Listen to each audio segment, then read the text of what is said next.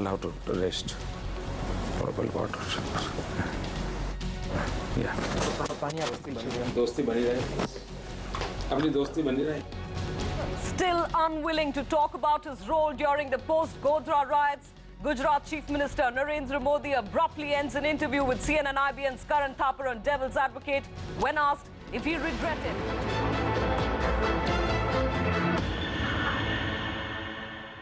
Modi, who was speaking to CNN IBN's Karan Thapar on Devil's Advocate, walked out midway when asked if he regretted the riots of 2002. Here's a look at what happened. Mr. Modi, let's start by talking about you. In the 6 years that you've been Chief Minister of Gujarat, the Rajiv Gandhi Foundation has declared Gujarat to be the best administered state. India today, on 2 separate occasions, has declared that you are the most efficient Chief Minister. And yet, despite that, people still call you to your face a mass murderer, and they accuse you of being prejudiced against Muslims. Do you have an image problem? I think it's not proper to say that people.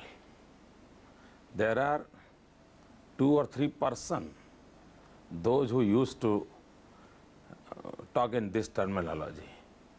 And I always say, God bless them. You're saying this is a conspiracy of 2-3 people only?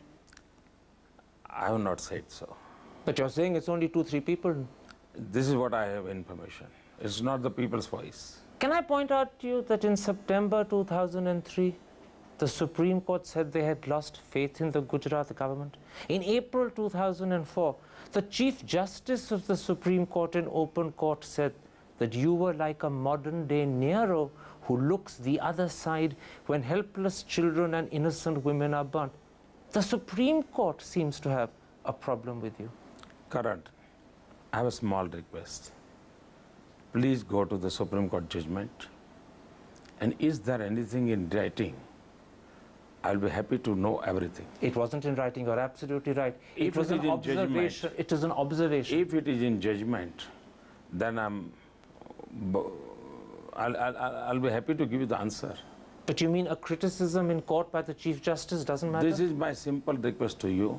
Please go to the court judgment, find out the sentence which we are quoting, and I will be happy that if the people of the India should know it. Okay, it wasn't just open comment made by the Chief Justice. In August 2004, the Supreme Court reopened over 2,100 cases out of a total of around 4,600, almost 40%. And they did so because they believed justice hadn't happened in Modi's Gujarat. I'll be happy, and I'm happy because of this judgment. Because ultimately the court of law will take the decision. I tell you what the problem is. Even 5 years after the Gujarat killings of 2002, the ghost of Godhra still haunts you. Why have you not done more to allay that ghost? This I gave it to the media persons like Karan Thapar. Let them do and let them enjoy. Can I suggest something to you? I have no problem.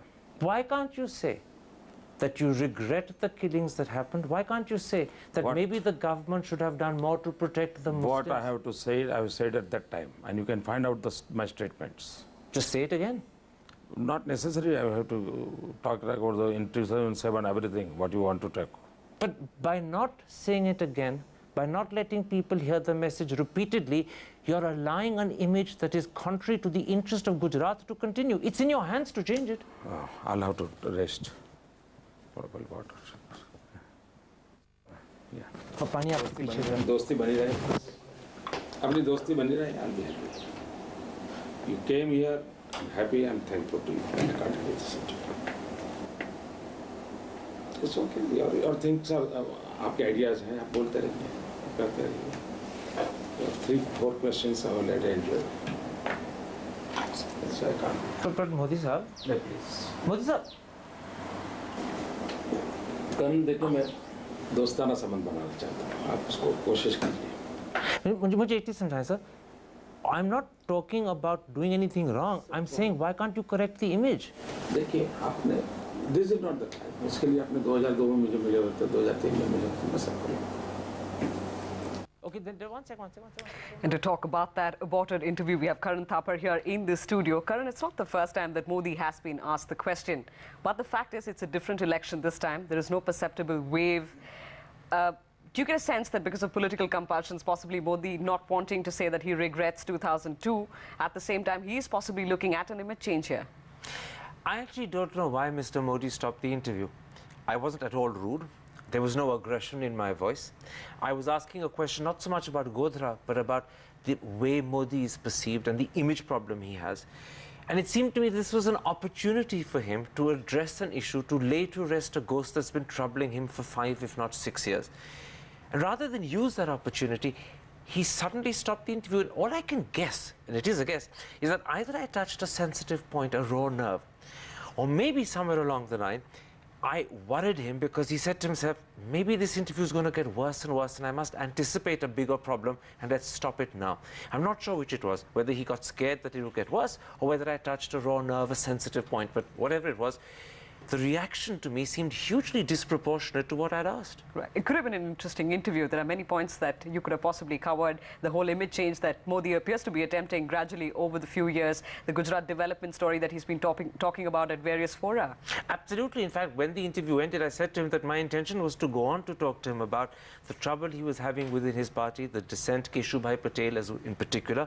I wanted to talk to him not just about his achievements, and they're fairly substantial achievements, we must grant that, but the criticisms his own MLAs make of those achievements so that he could reply to those.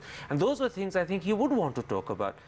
But for whatever reason, whatever cloud came across the horizon, he ended the interview, and I spent a whole hour trying to persuade him thereafter to go back and be sensible and redo the interview, but he simply would not agree. Well, it could have been an interesting interview. Karan Thapar, thanks very much for sharing that with us. That's Karan, of course, talking about that aborted interview on Devil's Advocate with Narendra Modi.